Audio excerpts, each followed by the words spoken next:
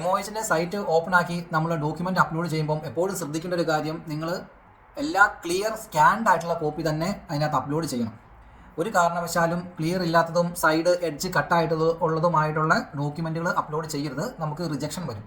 Rejection വന്നിട്ട് അത് മുന്നോട്ടേക്ക് ചെയ്യുമ്പോൾ ഒരുപാട് ബുദ്ധിമുട്ടുകളാണ് മുന്നോട്ടേക്ക് പോകാനായിട്ട്. അപ്പോൾ റിജക്ഷൻ വരാണ്ട് തന്നെ അത് സ്റ്റാർട്ടിങ്ങിൽ തന്നെ നല്ല രീതിയിൽ ചെയ്ത് കഴിഞ്ഞാൽ നമുക്ക് റിജക്ഷൻ വരാണ്ട് മാക്സിമം ശ്രമിക്കാൻ പറ്റും. ഓക്കെ.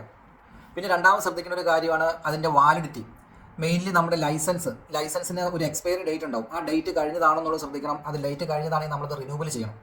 അതുപോലെ തന്നെ പിന്നെ വാലിഡിറ്റി വേണ്ട ഒരു ഡോക്യുമെൻ്റാണ് നമ്മുടെ ഗുഡ് സ്റ്റാൻഡിംഗ് സർട്ടിഫിക്കറ്റ്. നമുക്ക് എവിടെ നിന്നാണോ ലൈസൻസ് കിട്ടിയ ആ ഒരു സ്ഥലത്തു നിന്നുള്ള ഗുഡ് സ്റ്റാൻഡിംഗ് സർട്ടിഫിക്കറ്റ്, ആ ഗുഡ് സ്റ്റാൻഡിംഗ് സർട്ടിഫിക്കറ്റിന് 6 മാസത്തെ വാലിഡിറ്റി ഉണ്ട്. അപ്പോൾ 6 മാസം കഴിഞ്ഞ് കഴിഞ്ഞാൽ ഗുഡ് സ്റ്റാൻഡിംഗ് സർട്ടിഫിക്കറ്റിന് ഗുഡ് സ്റ്റാൻഡിംഗ് സർട്ടിഫിക്കറ്റിൽ എഴുതിയേക്കുന്നത് 1 ഇയർ ആയിരിക്കാം. പക്ഷേ എല്ലാ ഗൾഫ് കൺട്രീസിലും 6 മാസത്തെ വാലിഡിറ്റിയാണ് ഗുഡ് സ്റ്റാൻഡിംഗ് സർട്ടിഫിക്കറ്റിന് അലോ ചെയ്യുള്ളൂ. അപ്പോൾ ഗുഡ് സ്റ്റാൻഡിംഗ് സർട്ടിഫിക്കറ്റ് വാലിഡിറ്റി കഴിഞ്ഞാൽ നമ്മൾ പുതിയ ഗുഡ് സ്റ്റാൻഡിംഗ് സർട്ടിഫിക്കറ്റിന് അപ്ലൈ ചെയ്യണം. പിന്നെ വേറൊരു മെയിൻ ഇമ്പോർട്ടൻ്റ് ആയിട്ട് ഇൻഫർമേഷൻ എന്ന് പറഞ്ഞാൽ നിങ്ങൾക്കൊക്കെ അറിയാവുന്നതാണ്, ഒരു കാരണവശാലും ഫേക്ക് സർട്ടിഫിക്കറ്റുകൾ നമ്മുടെ ലൈസൻസിൽ MOHന്റെ രജിസ്ട്രേഷൻ ചെയ്യുമ്പോൾ വെക്കാണ്ടിരിക്കുക. ഫേക്ക് സർട്ടിഫിക്കറ്റിൽ വെച്ച് കഴിഞ്ഞാൽ ഏതെങ്കിലും കാരണവശാൽ അത് ഫൈൻഡ് ഔട്ട് ചെയ്യുകയും പിടിക്കപ്പെടുകയും ചെയ്ത് കഴിഞ്ഞാൽ നിങ്ങളുടെ നിങ്ങളുടെ ലൈഫ് അവിടെ സ്റ്റക്കാവും. പിന്നെ നിങ്ങൾക്ക് മുന്നോട്ടേക്ക് പ്രോസസ്സിങ് ചെയ്യാനോ ഇവിടെ ഒരു നേഴ്സായിട്ട് ജോലി ചെയ്യാനോ കഴിയാത്തൊരവസ്ഥയിലേക്ക് വരും. ഇത്രയും കഷ്ടപ്പെട്ട് പഠിച്ചിട്ട് നിങ്ങൾ മുന്നോട്ടേക്ക് ഈ ഒരു സർട്ടിഫിക്കറ്റിൻ്റെ കാര്യത്തിൽ ഒരിക്കലും അങ്ങനെയൊന്നും ചെയ്യാണ്ട് നല്ല രീതിയിൽ തന്നെ സർട്ടിഫിക്കറ്റുകൾ വെച്ചിട്ട് മുന്നോട്ടേക്ക് പോകുക. ഈ ഡോക്യുമെൻറ്റിനെ കുറിച്ചും സർട്ടിഫിക്കറ്റിനെ കുറിച്ചും നമ്മൾ ഡീറ്റെയിൽ ആയിട്ടുള്ള നെക്സ്റ്റ് വീഡിയോയിൽ സംസാരിക്കുന്നുണ്ട്. അതുകൊണ്ടാണ് ഞാൻ അതിനെക്കുറിച്ച് കൂടുതലായിട്ടുള്ള ഇൻഫർമേഷൻ ഇവിടെ പറയാത്തത്. ഇനി അടുത്ത സ്റ്റെപ്പ് എന്ന് പറഞ്ഞു കഴിഞ്ഞാൽ രജിസ്ട്രേഷനാണ്. MOH രജിസ്ട്രേഷൻ എന്ന് പറഞ്ഞു കഴിഞ്ഞാൽ അത് 3 പ്രൊഫഷനാണ് MOHലുള്ളത്: ഡോക്ടർ, നേഴ്സ്, പാരാമെഡിക്കൽ.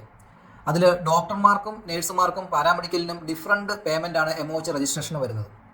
എക്സാമ്പിൾ ഒരു നേഴ്സാണ് എന്നുണ്ടെങ്കിൽ നേഴ്സിൻ്റെ MOH രജിസ്ട്രേഷൻ്റെ പേയ്മെൻറ്റ് വരുന്നത് 250 ദിർഹംസ് ആണ്. പ്ലസ് ഇപ്പം അതിൻ്റെ കൂടെ തന്നെ നമ്മുടെ ഇവാലുവേഷൻ്റെ പേയ്മെൻറ്റായ 150 ദിർഹംസും നമ്മൾ ഇനീഷ്യൽ സ്റ്റെപ്പിൽ തന്നെ രജിസ്ട്രേഷൻ ചെയ്യുമ്പോൾ തന്നെ പേയ്മെൻറ്റ് ചെയ്യണം.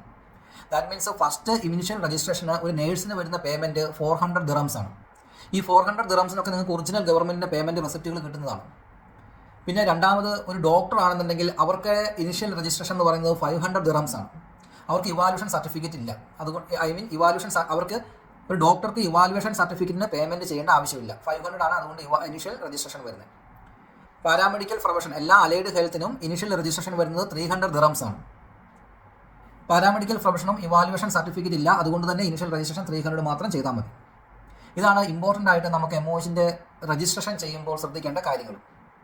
നെക്സ്റ്റ് വീഡിയോയിൽ നമുക്ക് MOHന്റെ ഡോക്യുമെൻറ്റുകൾ എന്തൊക്കെ കാര്യങ്ങളാണ് ഡോക്യുമെൻറ്റിൽ ശ്രദ്ധിക്കേണ്ടത് എന്നതിനെക്കുറിച്ച് പറയാം.